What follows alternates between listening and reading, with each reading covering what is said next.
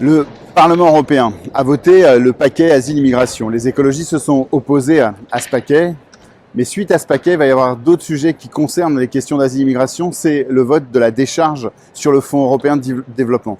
Depuis plusieurs années, et Michel Rivasi, la première, dénonçait le fait qu'une grande partie de l'argent du Fonds européen de développement, qui est destiné à aider les pays du Sud, est détourné finalement pour financer des protections en matière de migration. Pour paraphraser Victor Hugo, plutôt que de construire des écoles là où on en a vraiment besoin, l'Europe construit une prison, une gigantesque prison, l'Europe.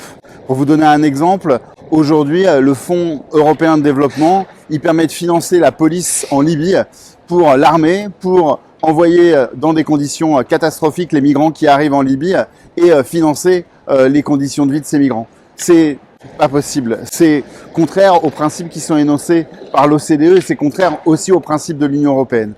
Dans cette décharge, nous allons dénoncer une fois de plus le fait que l'argent de l'Union européenne pour le développement doit être consacré au développement et uniquement au développement. Et malheureusement, cette situation risque de s'aggraver puisque le Fonds européen de développement n'existe plus avec les nouveaux accords de Samoa et il est complètement fondu dans le Global Gateway, c'est-à-dire une logique qui est d'abord une logique d'accord sur les intérêts économiques de l'Union européenne.